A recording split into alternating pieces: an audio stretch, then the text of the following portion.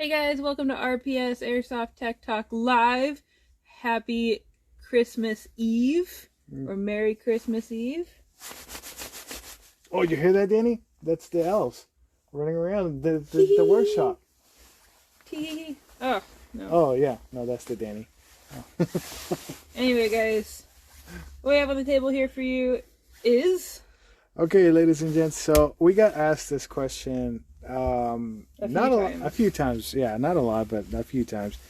And it was whether you can install regular gears in a Krytac gearbox. My answer was still no, and it would still be no. Okay, so I guess I am here to, kind of demonstrate to see and show you guys that they don't fit in here. Just because you can smash the gears in there and close the gearbox does not mean they fit. Okay, so these are regular Krytac gears in there, as you can tell. And doable and forcibly doable is not advisable. Yeah, so there's a difference. Yeah, so there's a big difference. Okay, so we're gonna remove all this stuff. Okay, and so another thing. Did you guys go see Spider-Man? Holy moly! Holy guacamole! You guys need to go see that. Like, if you haven't seen it yet, you guys need to go see it. Like seriously, yeah, it's a really, really good movie. You should go see it. You should definitely not miss it at all. And yeah, like, I went to go see it with my son and Danny, and oh man, it's a good movie. Like, I totally recommend it. So Danny, what did you do today? Slept. I spent hours wrapping presents and mailing out patches to those of you who ordered them. Thank you. Oh yeah. And yeah, I see right there. That's how you know this is real, because it's total brutal honesty right there. Okay, and yes, I am wearing a very thick jacket because in the garage right here it's like 50 freaking degrees. I told Annie we should use maybe a Winterland, the winter filter on Instagram, but I'm like, I don't think we're gonna need it because my camera's probably gonna freeze during it. Okay, let's just do that. Okay, so we're just cleaning it out just in case. This is a gun that I had to fix anyway and actually go through it. But I thought I'd give it a chance, and show you guys first, the reasons why the 13-to-1 gears don't fit in here. Okay. So that's cleaned up.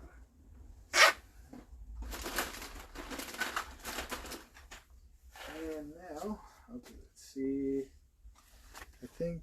yeah, these are 13. So here we go. Here's a set of 13-to-1 gears, SHS, normally. Okay, there was a set, okay, from Prometheus. There were 13-to-1 sets. They did advertise that they did fit in Krytacs, drop in, and they did. They were extremely thin. The sector was extremely thin, and so was the spur. It was very low profile and everything, but here's the thing. They broke extremely easily. So every time you hit anywhere between 35 RPS, the sector gear would strip, and so would the spur. The bevel gear was great, but these two, gone. Okay. So as you could tell, there's no bushing, there's no shims on there. Okay, there's the sector gear. Okay, there's no shims. Okay, slap it on there. And let's see. Hold on. Let's see if we can line up the sector gear and everything.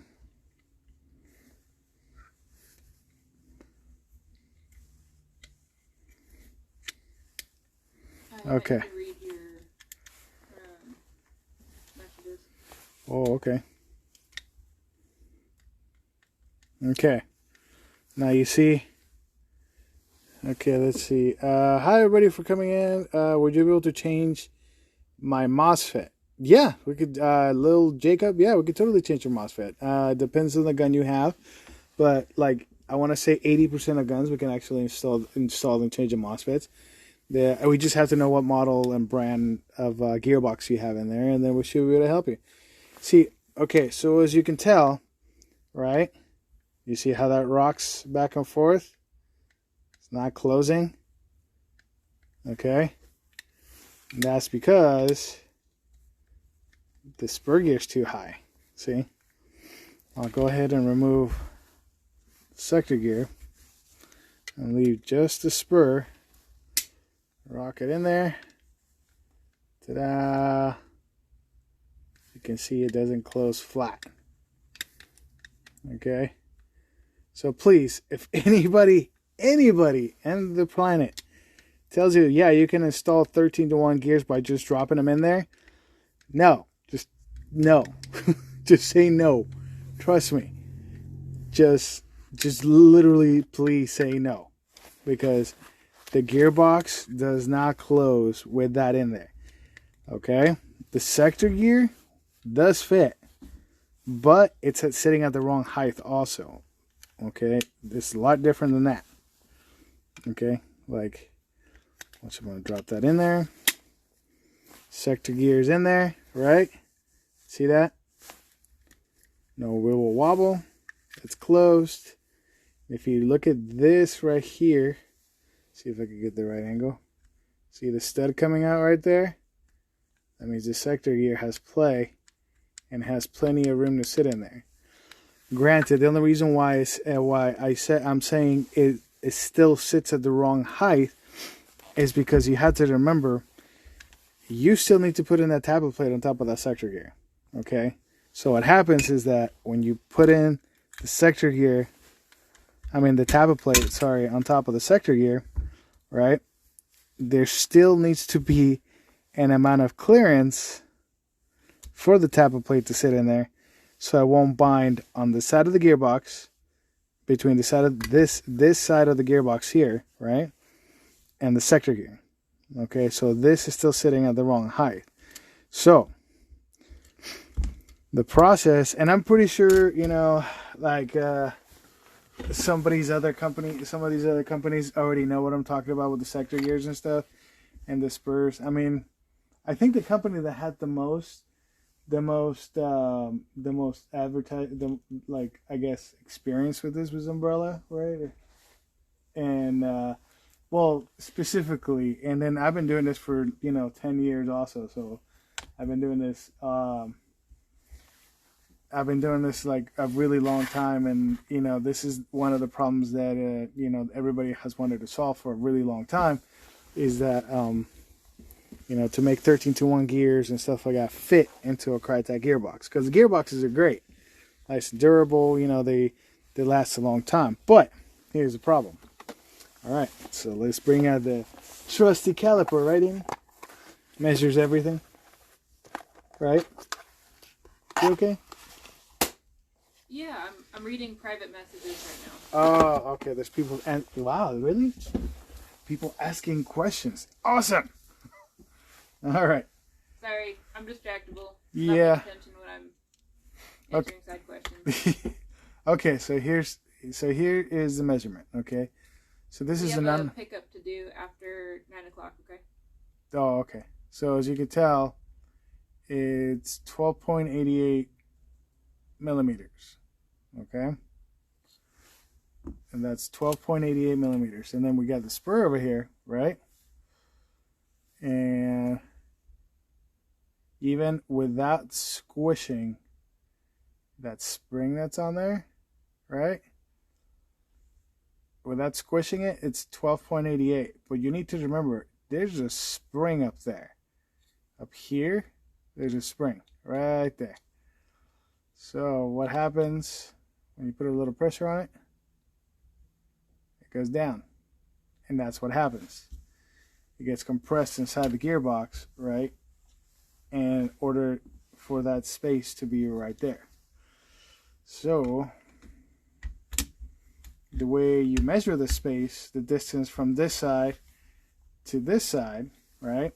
You notice that I'm leaving the cam there. Okay, the cam actually sits flush with the ball bearings on the bottom of the spur. Okay, so you put your trusty caliper on 0. You can reset it and everything. And then here's a little neat trick that these have, is that at the bottom of the caliper, there's a stick that comes out. And that actually gives you a depth measure for that. So you just grab it, put it on the ball bearing, and go all the way through. Okay. Thank you, Jeffrey Contron, for saying you love our live stream. We appreciate that. Right. Oh shoot, that's right. You got to remove one side. My bad. Okay, 1 second. Oh, thank you, guys. Sorry. I'm really distracted. When I get into this, I get really distracted. I'm really sorry.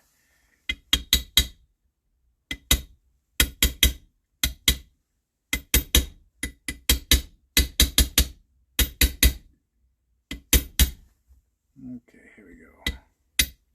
There we go. Okay, cool. Sorry about that. Okay, so now that we got this off, right?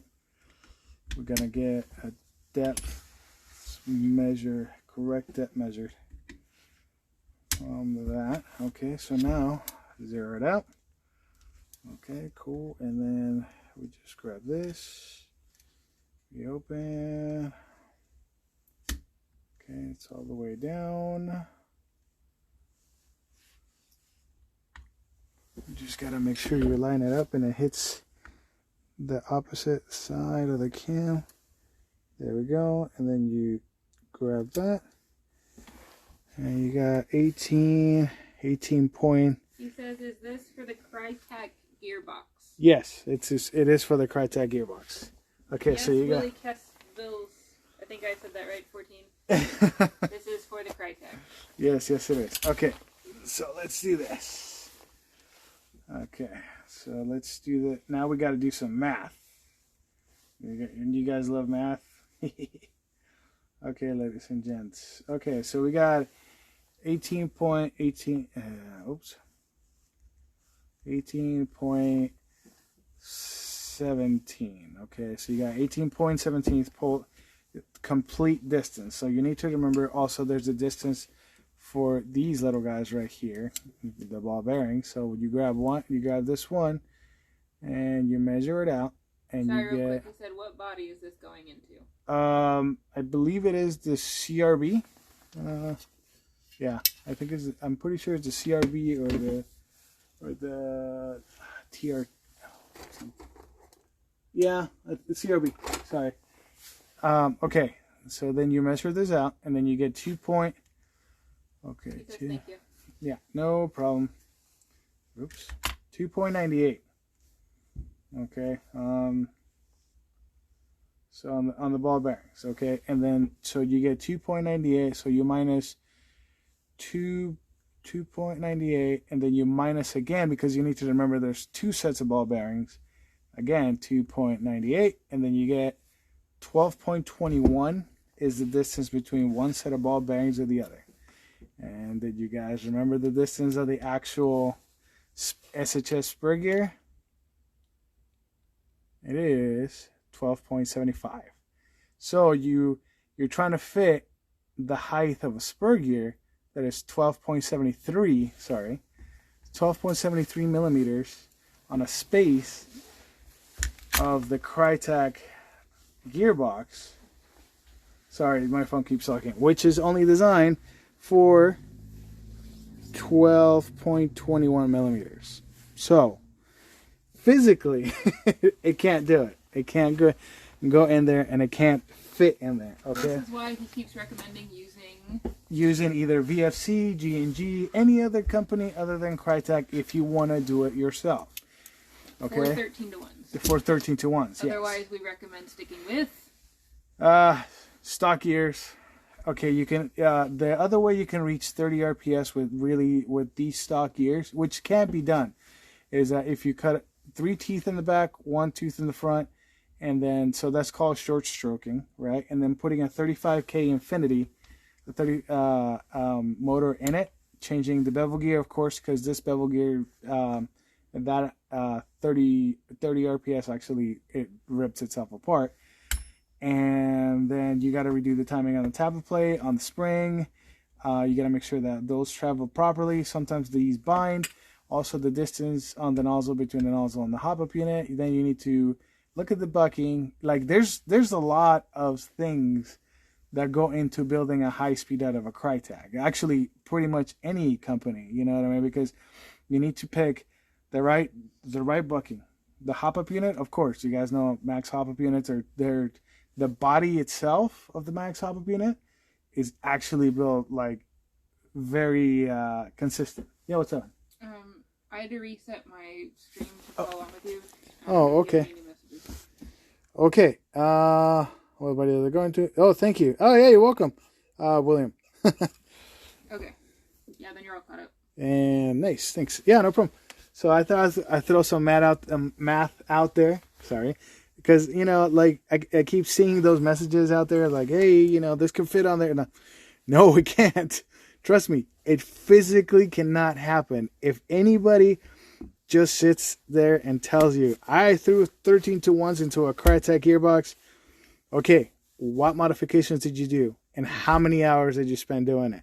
Because honestly, modifying this gearbox to fit 13-to-1's gears, it takes at least a good maybe 5-6 hours by itself. Like, I'm not lying or exaggerating. If you...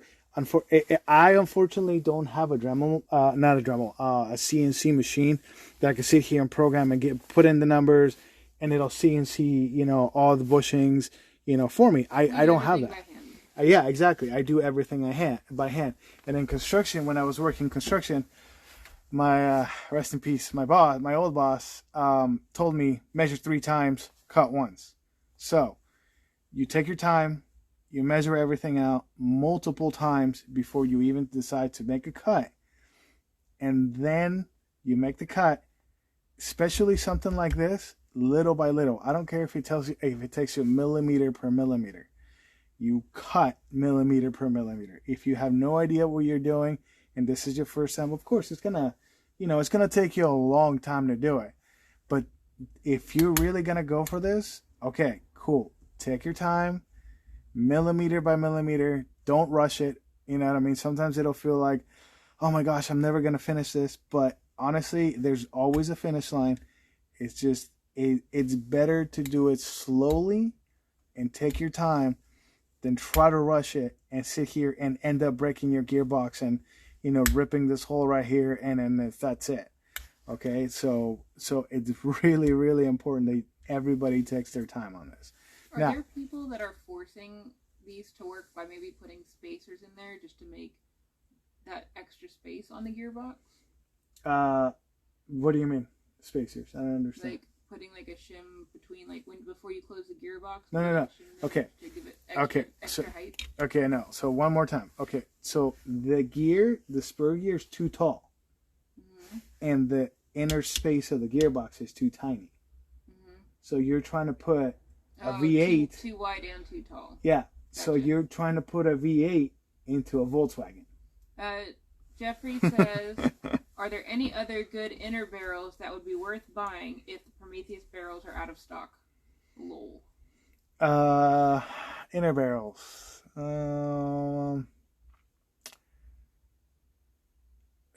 If it's a short lead time, we recommend waiting for it. Yeah. If it's too far out and you need it something sooner.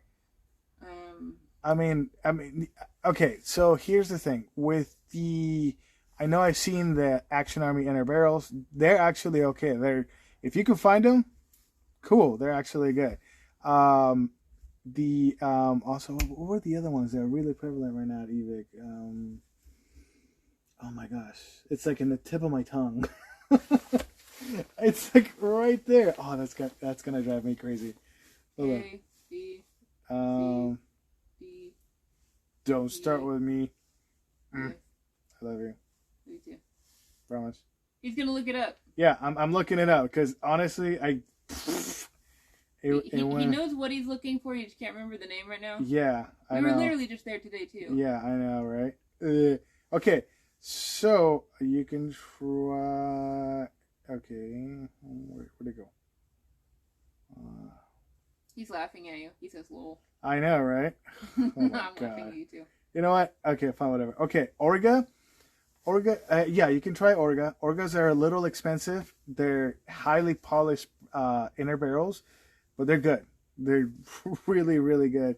If you want to make like long distance shots and stuff like that, like if you cut one to fit like in a 263, 240, you know what I mean, like a more like a CQB,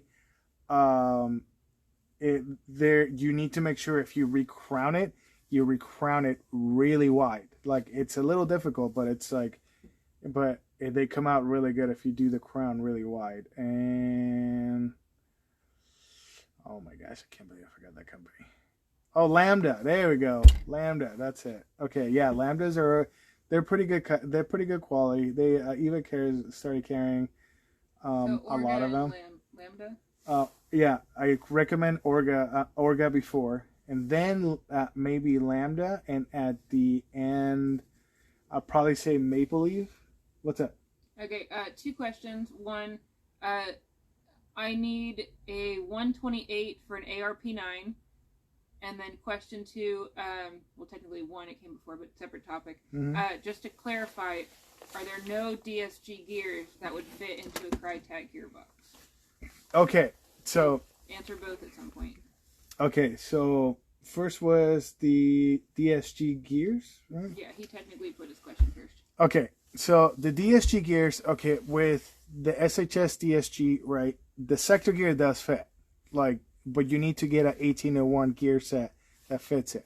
This is, I believe, is 18 or 16, if I remember right. Hold on. Does it say it on there? No, it doesn't. Krytac was like floating back and forth between 18 and 16s for a while. So I want to say that these are 16s now because this is a newer gearbox. So they're already pretty quick. So unfortunately, these will not work with the Krytac. With the SHS 1801. The only reason why I don't recommend them is not because, you know, like they'll grab, but they won't grab good enough to like make a really good mesh to the point where I don't have to worry about it, the spur gear. And then on top of that, the material of the spur gear it's a little thin. You know what I mean?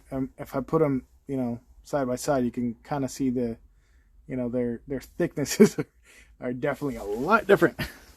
You know, so you can see the thickness on both. The Krytac gear is very thin on the top layer, and yeah, I don't trust that the top rack, you know, from not breaking. Which I have seen it strip out all the, you know, all the teeth and everything like that, building a DSG out of it. So yeah, not use those. So you're gonna have to, if you're gonna do it, same thing.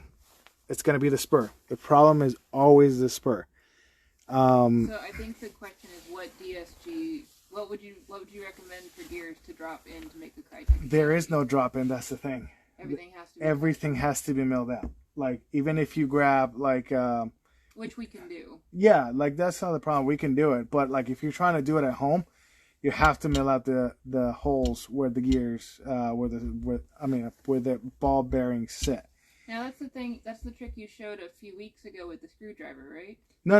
That was widening out where the ball bearings sat. Oh, okay. So the Prometheus ball bearings, they sit a little wider, right?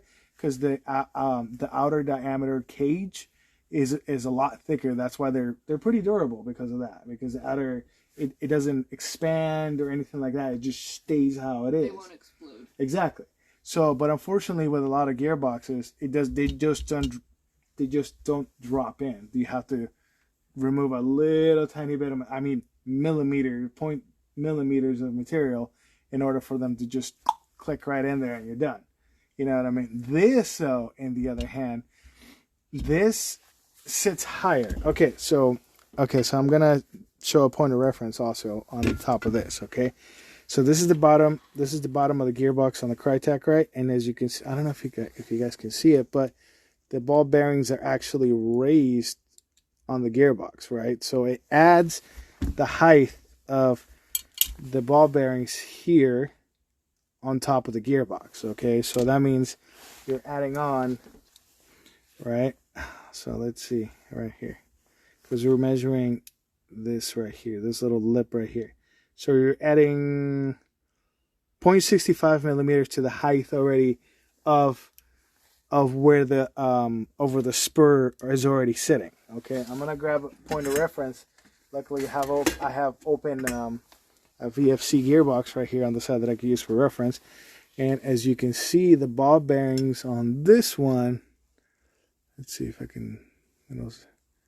As you can see, the ball bearings sit completely flush into the gearbox. So this is the problem that the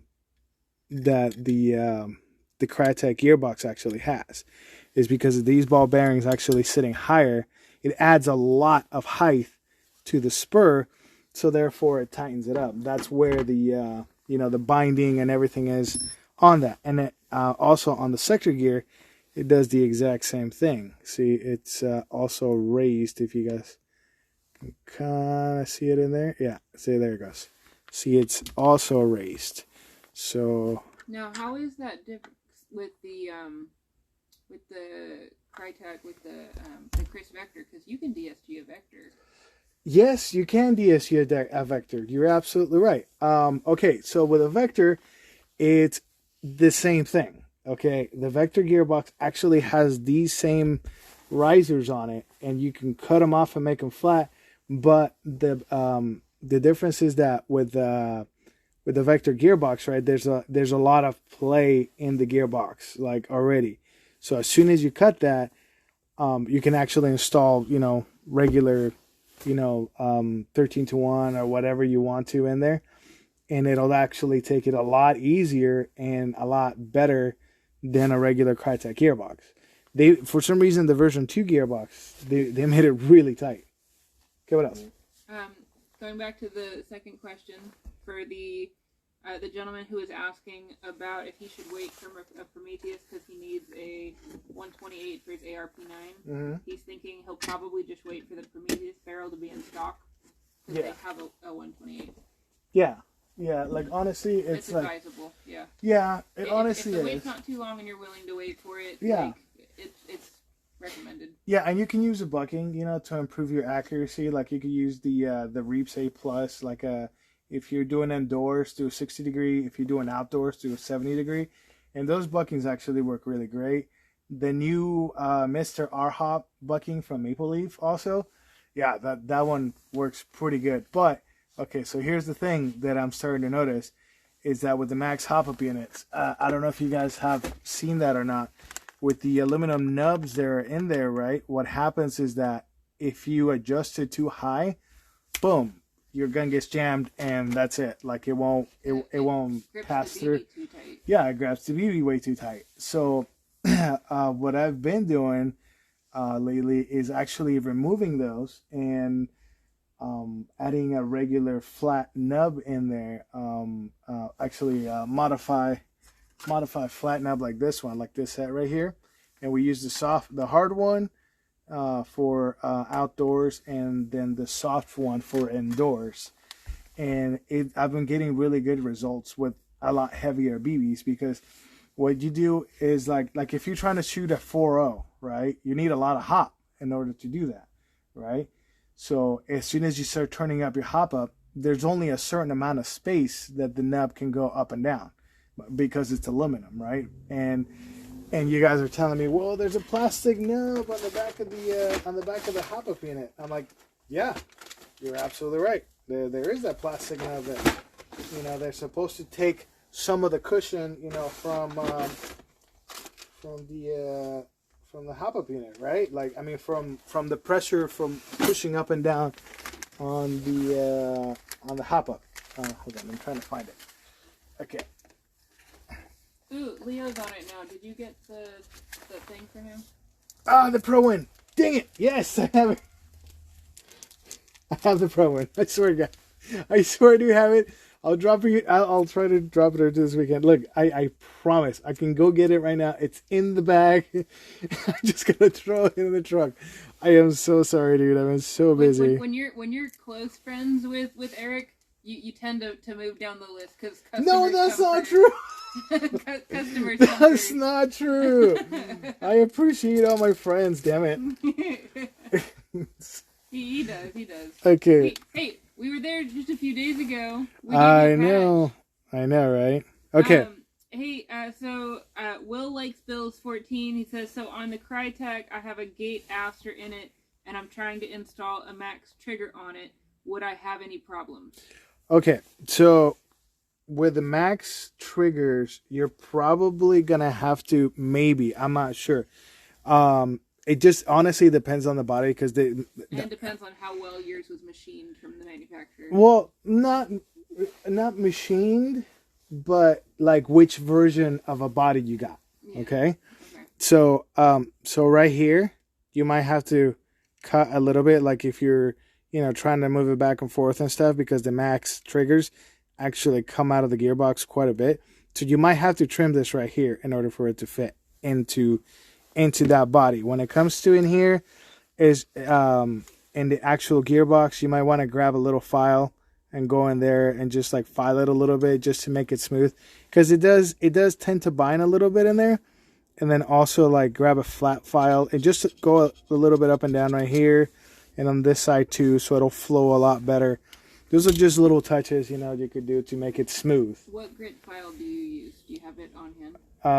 Well, yeah, I have this set. I usually like to use this one. It's like a leaf. It doesn't, I don't think it says the grade on it.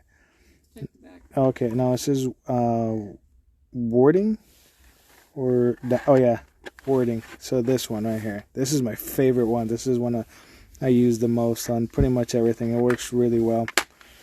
It doesn't have a grade, unfortunately. It just says warding. Okay, so back to the nub. Okay, so when the plastic is like this, okay, this little filament right here is supposed to be able to flex a lot more than it should, but it doesn't. Okay, the way that it actually flexes is this way. It's a regular nub from a hop-up unit. So the way it has more flex is this way, like this. Okay, but if you try to, turn it and try to stick it in there, it doesn't fit. You could trim it to make it fit in there, but then it might not apply enough pressure for what you need on the hop-up unit. He says thank you. Yeah, no problem. So yeah, that's why I haven't been using these. I've been using the flat nubs more, like with the arm and everything, because it's like, it's been working a lot better, and I've gotten better responses with the max hop-up unit and stuff. And since the main thing for me that gets milled properly every time is the entry of the nozzle and the length of the nozzle, where the nozzle hits the bucking. That area right there for me is more important, because that means your consistency with, like, if you find a nozzle that for a fact like reaches the proper length from here to here, right? It's gonna feed every time. So you can remove that out of the equation of when your gun is not feeding properly. It's not the nozzle and it's not the hop-up unit, because I know they work together. I made the measurements and I've made sure they fit and work together, and that is a lot more important than actually getting the before it. Of course, the tappet plate and the nozzle, the tappet plate and the tappet plate spring are important when it comes to the actual cycle of the feeding and stuff. But the length of the nozzle and how the nozzle fits and works with the hop-up unit is a lot more important than that.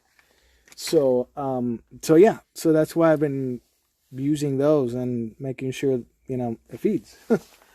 And yeah, so I'm actually really thrilled that the next gun you're working on just happens to have everything set aside that you need to talk about right now. What? Oh yeah, this stuff. Yeah. Like everything on the left that you keep grabbing. No, I know, right?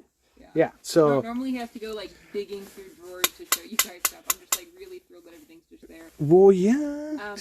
Jeffrey says, is it necessary to get a new hop-up if I'm getting a new bucking and barrel? I think this is the ARP9. Is this? Oh, okay. So with the G&G hop-up units, they're mid-range. Like they're okay. They're good out of the thing.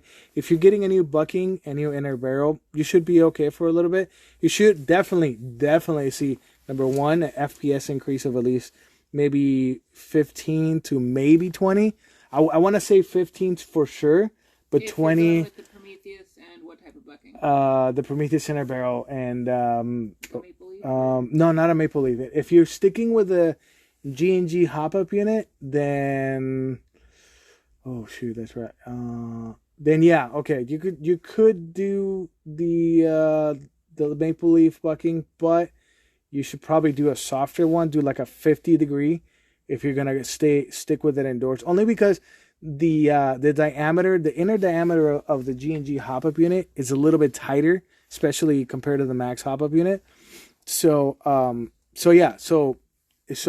since I know they're a little bit smaller on the diameter, on the interior diameter, you definitely need a softer bucking so the BB can pass through the bucking and it will not cause a jam. So stick with a 50 degree, and you should be able to use macaroon or macaron, however you pronounce it, macaron or whatever. I usually call it just macaroni, and just you could use a 50 degree just fine in there. And a macaroon maybe want a cookie.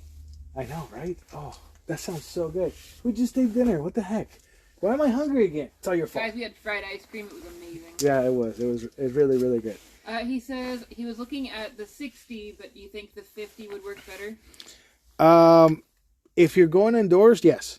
Like, you're going to have to adjust, of course, the hop-up unit a little bit higher, you know, because it's a softer bucking so you can see a result. But you won't have to worry about, you know, your gun jamming. And how long would you recommend going before getting a new hop-up? For the ARP9, honestly, until you see you have to adjust your hop-up unit, like, pretty high. Like, G&G buckings, they're really durable. So I don't think you're going to need a new bucking for quite a while. Bucking or hop-up? Both, actually. G&Gs? He's asking for hop-up. Oh, well... You referenced bucking, so that's why I'm double-checking. Well, I mean, when it comes to the hop-up, yeah, honestly, for now, it's because it's a G&G and it's really good quality. It's hard to say, like, no, change it out. Yeah, it's a good mid-tier hop-up unit. You know what I mean? It's like a Corolla. Yeah. It's not shiny, but it'll take you places for a while. Yeah, exactly. You know, so with that, their new, especially their new rotary hop-up units, they're really good mid-tier hop-up units. So I really don't have anything bad to say about them. You know, actually at all, other than you know, it's just, you know, all plastic. And if you want to get like more accuracy, like, they're good for what you're doing for CQB, but if you try to take them like outdoors and you're doing it like a DMR build with the higher compressions that you need for the hop-up unit, you would see a huge difference there. But when it comes to like indoor stuff, dude, you're fine. It just if you want more accuracy, just change the bucking out and to what? And to the macaroon or whatever. Okay. 50 degree, and then just wait for the inner barrel, and yeah, that's pretty much it. That and the Maple Leaf, which one do you recommend? What do you mean? You said the macaroon versus. It's a bucking. Yeah. Uh-huh. But earlier we said Maple Leaf. So between the Maple Leaf. It's Maple Leaf macaroon. Oh, I'm a special. That's why he's a tech. I'm the social media person. Ignore the lady behind the curtain. I was like, what? I'm like the Wizard of Oz wizard. Just ignore me. I push buttons. Right. Where's Toto? Where's Toto? We have a Toto. His name's Chiclamino. Oh no, it's a Spanish name. He's fancy. He shakes when he's happy. Yeah. I don't even know if I think he's like Chihuahua mix or something else. No, I don't know. I don't even know he's what like it is. A weird. Yeah. He says thank you. He will.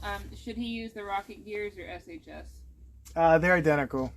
Honestly, they're identical to each other. They're the same material and everything. It's just that they are they're branded by two different companies, but they literally come out of the same factory. It's just weird. It's because of where they come from. Because one comes from Taiwan and the other one is shipped, I think, directly from China, if I remember right.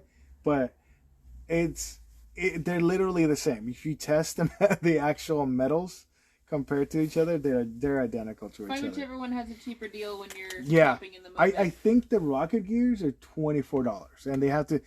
I'm pretty positive that SHS has to charge more because of where it comes from, and that's pretty much it.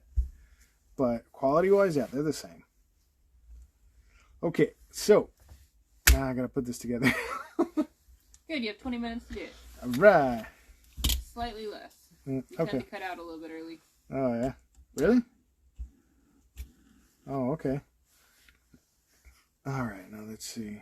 We're always like, oh, 20 seconds left, and we do a countdown, and it cuts us off at like 12. Oh, I know, right? Come on, Instagram, get with it. I know, right? Oh man, I can't wait. Can't wait to next year. Next year, guys, is gonna be freaking awesome. Mm-hmm. We're gonna be doing so many things, and we're gonna be doing a special on post-Christmas deal. Post-Christmas deal. So stay tuned for that. We'll probably officially launch it. What, the 1st? The post-Christmas deal.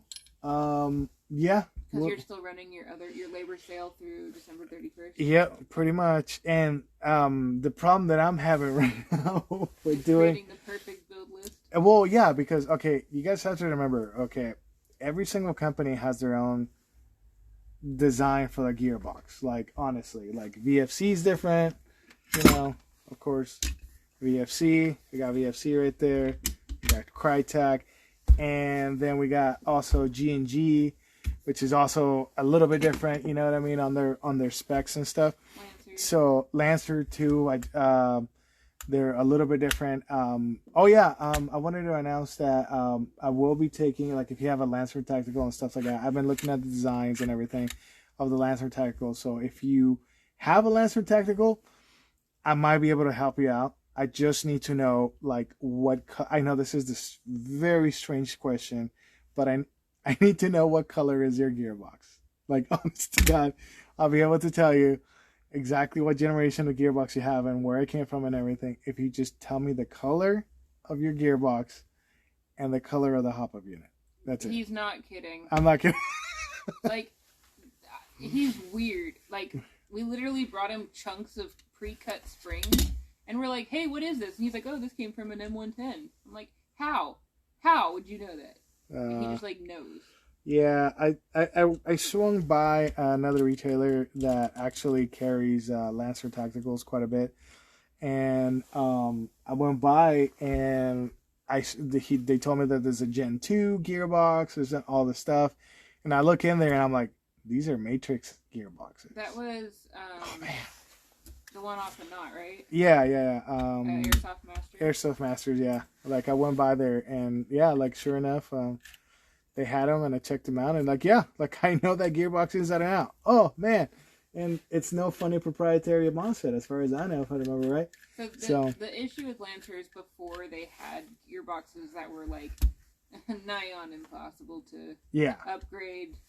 And they've taken, I guess, heated advice from other people and switched it up a little bit. Yeah, pretty much. So, I mean, yeah, it's a good thing. It's a good sign, you know, because they're, you know, pretty cheap. You know, they're one of the cheaper, you know, options in the market, you know, to be able to buy for a starting gun, other than G&G. Mm-hmm. You know, Krytacs are, you know, a little bit up there. How do you still feel about like Classic Army? Honestly, now that I see that change with Lancer, I'm gonna see if maybe Classic Army has changed also. You know what I mean? The newer stuff, it was pretty bad. A lot of the stuff that I saw on the newer stuff. So I mean, hopefully within the last few months, maybe they changed their line. So I guess I'll just you know. I'll just have to revisit it and see what happens. Because I mean, the time frame that I actually based my you know, my, I guess, like dislike of Classic Army was from Thank you for the hearts, guys. The middle of last year. So as far as I know, middle of last year, beginning of last year, you know, 2020, like I started seeing all this stuff and it was bad. It was really, really bad. So that's where that comes from. And, you know, like hopefully if Lancer, like I said, Lancer looks like they learned a lesson and Yeah, what's up? Chris says, are you guys usually at Project N1? We don't have a set schedule where we go. We kind of have an agreement with one of the owners. We kind of check in advance, make sure the dates works out for both of us, and then we'll set up a booth. Mm-hmm. If there's a day that you particularly want us to come just to work specifically on your gun or pick up your gun without like setting up a booth and being there all day, we can absolutely just show up and do a pickup for you. That's no problem. Yeah, for sure, guys. Don't be afraid to call and set up an appointment for us to come and pick up your gun. You guys are more than welcome to call us, send us a message on Instagram, Facebook, whatever, you know what I mean, and we'll set up a date where we could come pick up your gun. We can talk to you about your gun specifically. We don't have to just go just for set up a booth and all that. We would go specifically just to meet you guys, and that's it. That's what we are. Is we're a mobile tech service. Yep. So yes, we have had a few booths set up at Project N when we do plan to have more. I don't have our next date set up just yet, but once we have one, we will post that in our events channel on Discord. Mm-hmm. Yep. And the Discord link is in our bio for the Instagram. Yep, pretty much. So, also, one more thing. Okay, I want to talk about this. Okay.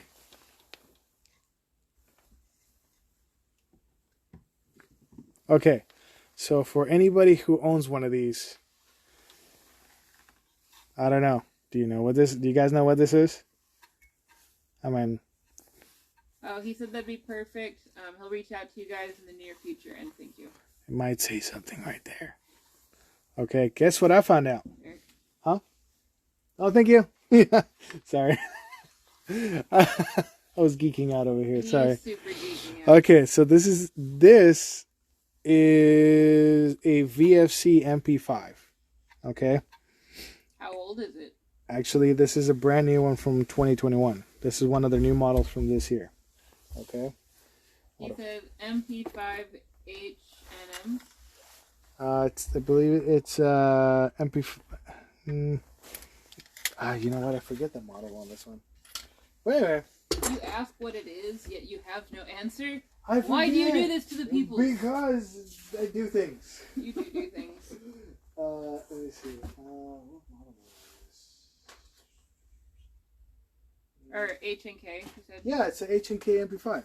It's from VFC. Guess what I found out? Did a lot of different things, and I found out.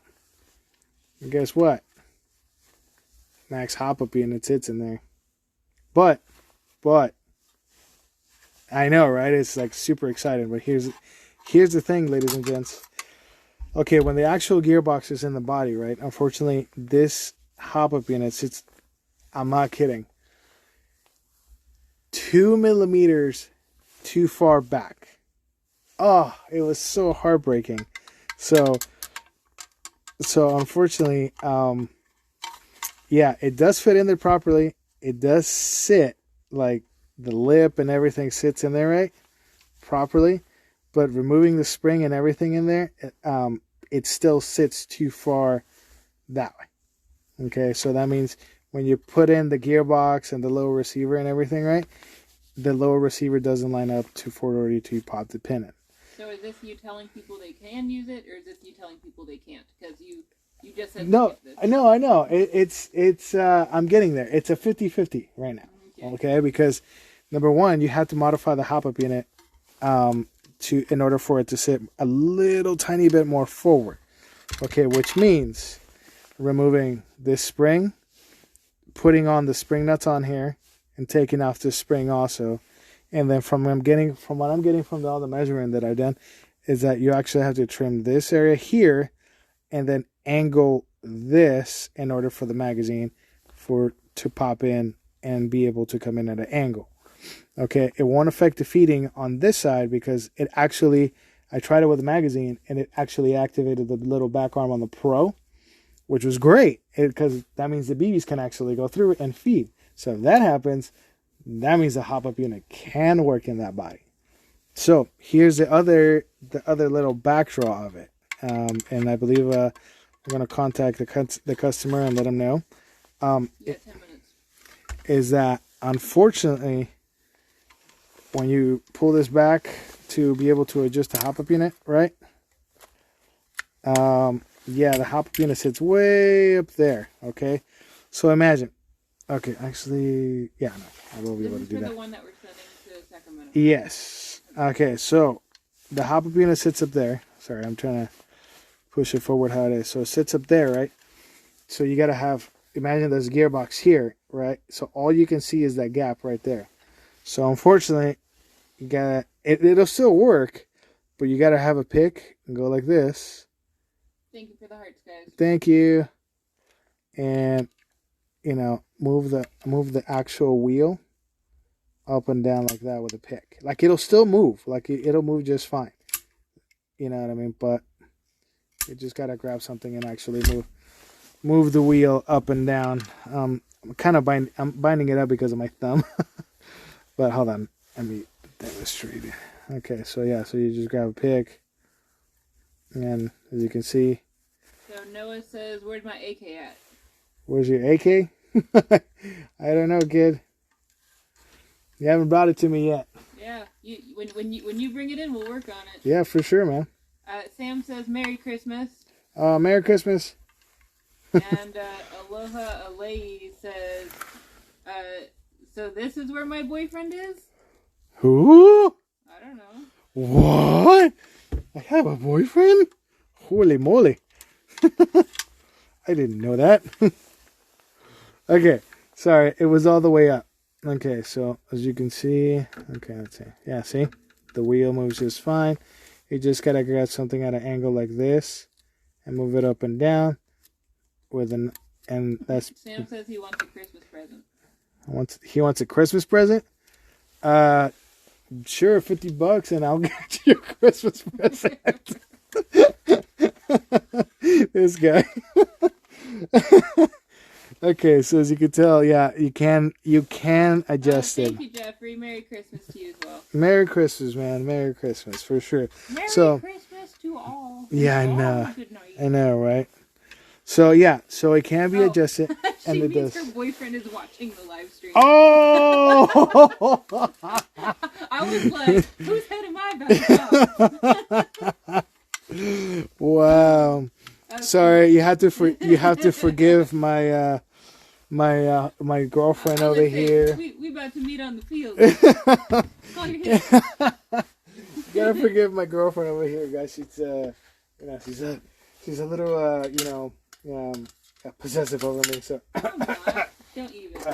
No, I'm just kidding. She's pretty awesome. I get to do what I want, which is to help you guys and start this company. And yeah, there's not a lot of girls that would definitely be able to support and back me up like the way she does.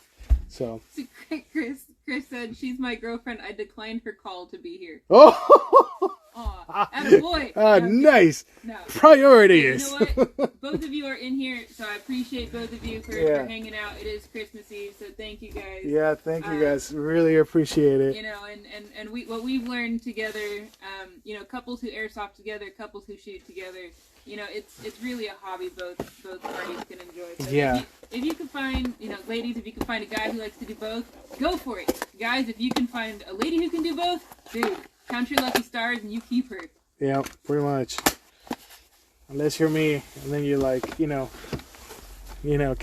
the bullets because it's like, there's one missing. Oh God. I'm just kidding. It's all fun and games until somebody gets shot. Aw, so many awes.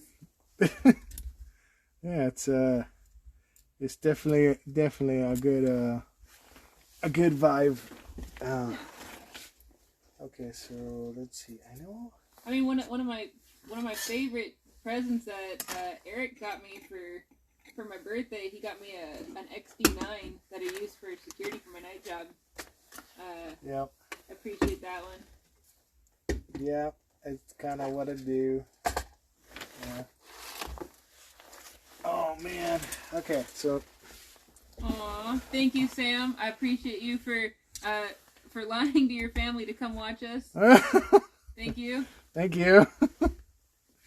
Oh man, dude, I feel like the side chick. You're the, what is it, the Sancha? I'm the side tech. Oh god. Oh, you're the side tech. Oh no. That's terrible. Sorry, ladies. I'm taken. I swear. Promise. Brian says, doesn't Pablo have one of your boys? Oh, what? No? Maybe? I don't know.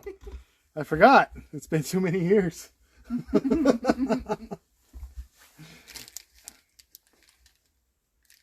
Yeah, it's been definitely way too long. Yeah.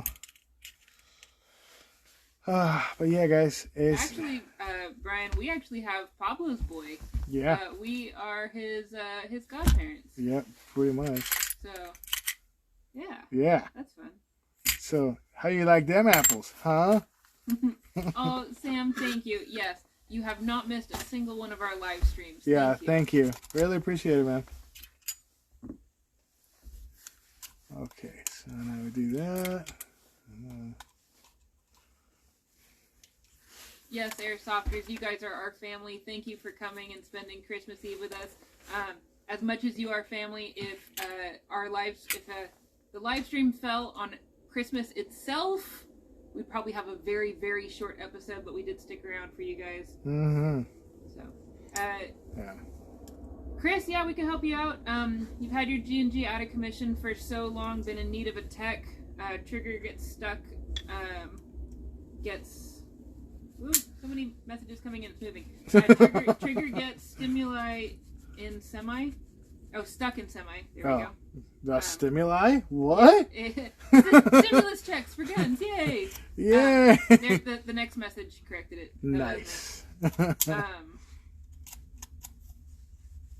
Very, very nice. So, Eric. No. Trigger gets stuck in semi. Trigger. It doesn't go to full auto. And it's an ARP9.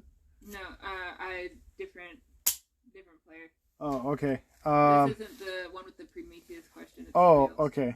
All right. Well, yeah, it all depends on what's in there. If it's a regular shuttle, no MOSFET, no nothing.